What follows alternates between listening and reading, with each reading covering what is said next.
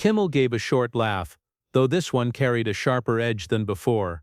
"So, what are folks saying now?" he asked. "You know how it goes. People love to talk, but I'm genuinely interested in your take on some of the recent critiques about your performances. Some say the energy isn't quite what it used to be." His words lingered like a subtle provocation. Jennifer's poised smile wavered just briefly before she pulled it back into place, but the atmosphere had already shifted. The easygoing, respectful vibe promised in the pre-show chat was fading. "Can you clarify what you mean by that?" Jennifer replied, her voice still warm but now laced with a calm firmness. "Because the feedback I've received from both audiences and colleagues has been overwhelmingly positive." Kimmel's smile widened, taking on a slightly sharper tone. "Well, let's be real," he said. "You're not in your 20s anymore. Some folks wonder if it might be time to realign the focus, maybe lean more into the business side rather than competing with performers half your age." A hush fell over the studio. The once lively audience now sat still, sensing the sudden change in tone. Jennifer, whose hands had been resting lightly on the chair's armrests, now held them with subtle tension. "I'm sorry, are you implying that my age is a limitation to my talent?" she asked quietly, her voice lowering but firm. "Hey, I'm just voicing what a lot of people are thinking," Kimmel said, raising his hands as if to deflect any backlash, though the amusement on his face remained. "We've all seen some of the clips online. The dancing's not quite as crisp, and maybe the vocals sound a bit more strained at times. I'm just curious, do you see it too?" Jennifer's jaw set, her expression composed but undeniably cool. She paused, choosing her next words with measured precision. Behind the calm exterior was a clear sense of having been slighted, live, and on camera. "Jimmy, I've been doing this for over 30 years, she began, her voice steady. "I've sold millions of records, led major film projects, and launched multiple successful ventures. If you think I'm going to sit here and let you minimize that on your platform, think again." Kimmel, unfazed, appeared even more determined. "I'm not downplaying any of that. I respect your career immensely," he said. "But don't you think we should be honest about how aging works in this industry? It affects everyone eventually." Jennifer leaned forward slightly, her tone now more assertive. "You want to talk about aging," she said. "Here's the reality. I'm performing at the highest level and outworking people half my age. What you're doing right now isn't about honesty. It's about taking shots for views, and frankly, it's disappointing." The audience had gone completely quiet, sensing that what they were witnessing was far from routine. This wasn't the light-hearted celebrity chat they had come to expect.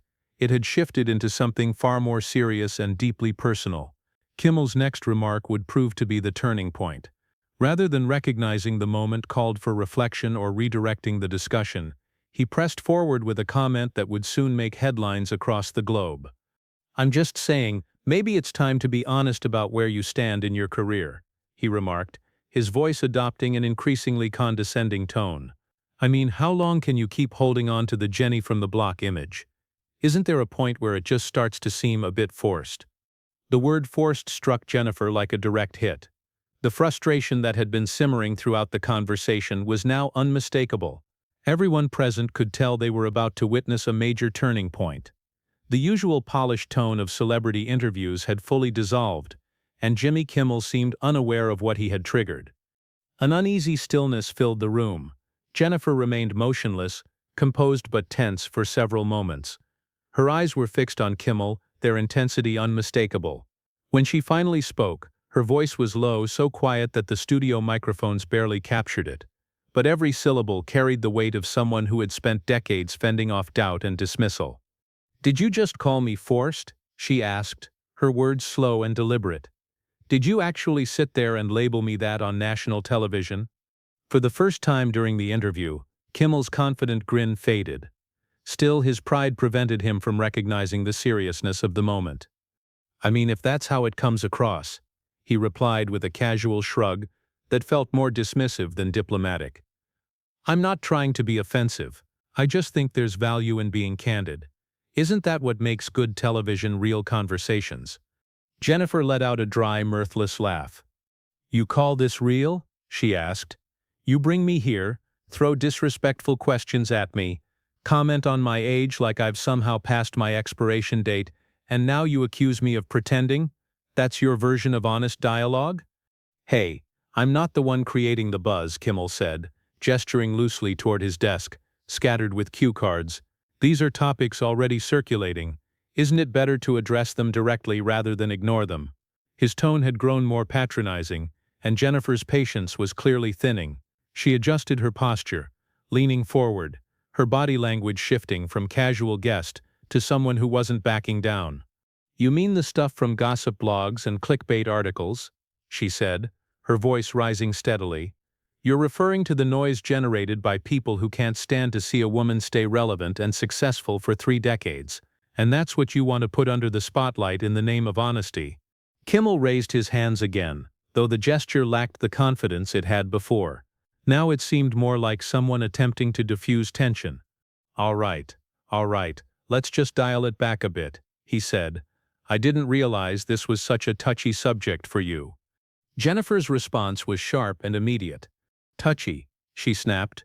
You think this is about being touchy? This is about respect, Jimmy. This is about understanding basic decency, something you're clearly struggling with right now. The audience had grown visibly uneasy. This wasn't the light, entertaining segment they had expected. Some guests glanced around, uncertain whether the situation was escalating beyond control. A few began recording with their phones, realizing they were witnessing a moment that would likely spark conversation for years. Still, Kimmel, either unaware or unwilling to step back, chose to press even harder. Look, I understand this isn't easy to hear, but the truth can be tough, he said, his tone becoming increasingly patronizing. You're Jennifer Lopez, you're a legend, but even legends have to face facts at some point. Madonna went through this, Cher went through it, it's just how the industry works. Don't compare me to other women like we're all the same, Jennifer replied sharply, her professional demeanor finally slipping. Don't pretend you're helping me by insulting me, and don't call this truth when it's really about your need to tear down women who've succeeded. Kimmel's face turned red. For the first time in the interview, he looked more irritated than amused. Hold on now, he snapped. I've had plenty of successful women on this show, and I've never had any problems. Maybe the issue isn't me. Maybe it's that you can't take a little criticism. The tension in the studio was undeniable. Kimmel's words lingered like a spark waiting to ignite. Jennifer paused, then responded in a calm but firm tone. A little criticism? She repeated slowly. You call this a little criticism? You invited me here for a regular interview and instead you've spent the entire time questioning my talent, my relevance, my age, my decisions. You called me desperate. You suggested I should step aside. You lumped me in with other women as if we're interchangeable. And you call that minor criticism? I'm just doing my job, Kimmel said defensively, though the confidence in his voice had faded. Sometimes that means asking hard questions. If that's too much, maybe interviews aren't for you. Even he seemed surprised by his own words the moment they left his mouth. But there was no taking them back. Jennifer's eyes widened, clearly stunned. Her voice, just above a whisper, carried more weight than if she had shouted. If I can't handle it, she repeated. Jimmy, I've been handling people like you my entire career.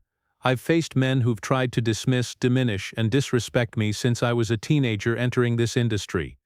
The difference is, most had the sense to do it behind my back, not right to my face, and certainly not on national television. She stood up abruptly, the sound of her chair dragging across the floor cutting through the quiet studio. The motion was so sudden that a few audience members audibly gasped. From his desk, Kimmel looked up at her, and for the first time there was a flicker of discomfort in his eyes. You want to know what the real issue is, Jimmy? She asked, now standing tall with the poise that had defined her long career. The real problem is that you're a small, insecure man who enjoys making powerful women feel small. You hide behind jokes, a desk, and a fake smile. But underneath you're just another critic who can't accept that I've achieved more in my field than you have in yours. Kimmel opened his mouth but no words followed. The confident persona he'd maintained throughout the interview had all but collapsed. And the worst part, Jennifer went on, her voice firm and steady, is that you actually believe you're being clever. You think you're being bold, but in truth you're just being unkind and narrow-minded. You assume that breaking others down elevates you, but all you've done is reveal your own character." The silence in the room was intense. The background hum of the equipment now seemed unusually loud. Jennifer looked out over the audience, many of whom watched her with expressions of stunned respect, then turned back to Kimmel, still seated and visibly shaken. "I've been in this industry long enough to recognize when someone's trying to build their reputation by putting me down," she said, her voice cutting clearly through the silence. "What you don't seem to realize is that I didn't get to where I am by allowing people like you to walk all over me. I got here by standing firm, by earning respect, and by never letting anyone make me feel less than who I am." She paused, allowing her words to resonate.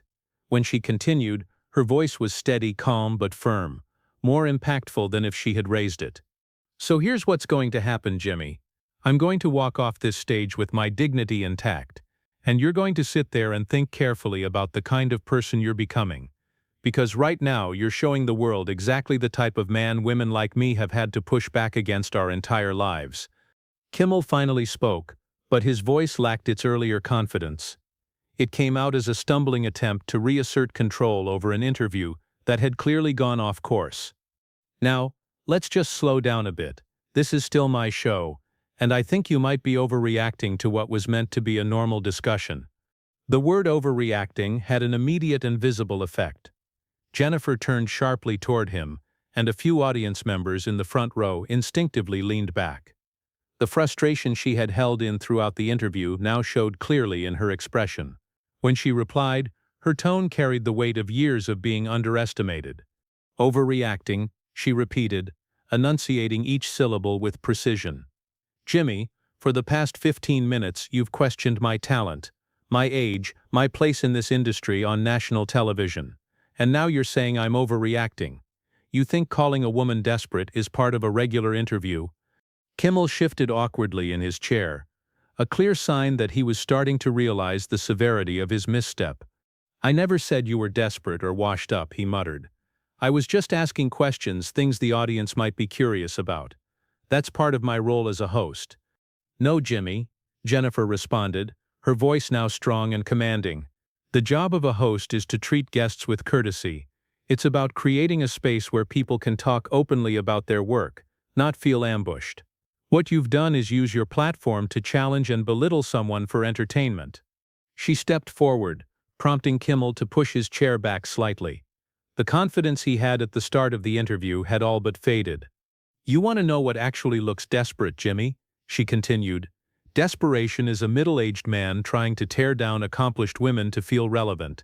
Desperation is sitting behind a desk, relying on writers and canned audience laughter, while attacking the very people who've done more in their careers than you're ever likely to." The studio was completely still, with the audience hanging on to every word. Some had their phones out, sensing instinctively that they were witnessing a moment that would be remembered in television history. Others simply watched in disbelief, as one of the world's most recognized performers confidently challenged a talk show host on his own platform. Kimmel made a final attempt to regain control. "Okay, I think things have gotten a bit out of hand. Why don't we take a breath and shift the focus to your new projects? I'm sure the audience would love to hear what you've got coming up." Jennifer gave a short laugh, but there was no amusement behind it. "Now you want to talk about my work? Now you're interested in what I'm doing after spending the entire interview questioning whether I'm still relevant? You think you can just change the topic and pretend the last 15 minutes didn't happen?" "I'm just trying to give us both a chance to reset," Kimmel said. His voice now held an unmistakable note of unease. "We can still turn this around if we just move on to something else." "A reset," Jennifer repeated, her voice rising with conviction. "There is no reset, Jimmy. You made your decision when you chose to disrespect me, when you labeled me desperate, when you implied I should step aside and disappear quietly, as if I no longer belong here." She paused and looked around the studio. The cameras, the production team, the audience, all of them fully focused. When she continued, her voice was confident, steady, and shaped by decades of resilience in an industry where respect is rarely given freely. "But here's what you didn't expect. You didn't expect me to speak up. You didn't think I'd call this out for what it is. And now, everyone watching will see exactly what happens when you try to undermine someone who has never allowed herself to be diminished. Kimmel began to speak, but Jennifer raised her hand. The motion alone was enough to stop him mid-sentence.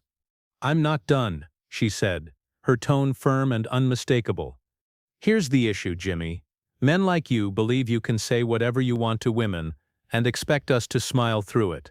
You think that just because we're guests on your show, we should be thankful for the exposure, thankful enough to quietly accept whatever criticism you decide to throw at us. You question our talent, our relevance, our age, and expect silence in return." She shook her head slightly, her expression shifting to something close to disappointment. "What you don't realize is that women like me didn't get here by staying quiet or being agreeable. We've earned every opportunity. We've worked, proven ourselves, and stood up again and again to make sure no one forgets that we deserve to be here."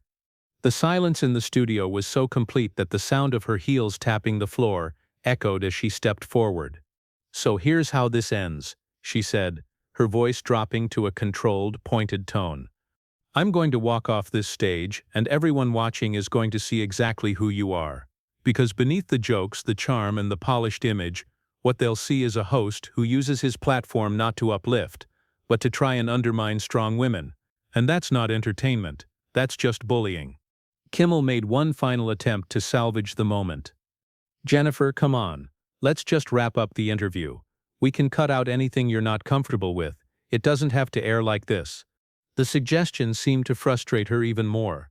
Her expression hardened, and when she spoke her voice carried a clear sense of disbelief. "Edit it out," she repeated. "You think I'm trying to hide what happened? You think I'm embarrassed for standing up for myself? Jimmy, this is exactly what I want people to see. I want them to witness what happens when someone disrespects me. I want it on record that I don't stay silent when someone in a position like yours tries to belittle me. Not even on your own show." She turned to the audience, addressing them directly for the first time. "Everyone watching this is what it looks like when a man tries to diminish a woman and doesn't succeed. This is what it looks like when someone completely misjudges who they're speaking to." Then she looked back at Kimmel, and her closing words were delivered with firm, measured resolve. "And since you claim to care about honesty and real conversation, let me be clear. You're a poor example of a host and a worse example of a man. If you honestly believe I'm going to sit here for even one more minute listening to this, you're completely mistaken." She paused, letting her words settle. Then came the line that would be replayed across platforms everywhere. "So here's what I think, Jimmy." The moment landed with total silence. No movement, no response, just a studio frozen in place. Without another word, Jennifer turned and walked off the stage. Her exit was steady and composed, every step echoing confidently across the floor. She passed the quiet audience, the surprised crew, and the still rolling cameras, never looking back, never hesitating. She didn't offer Kimmel or anyone else in that room another moment of her time. As the doors closed behind her, leaving Kimmel alone at his desk in front of an audience unsure how to react, one thing was clear: Jennifer Lopez had just delivered a firm and unforgettable response, and the moment would go down as one of the most talked about walkouts in television.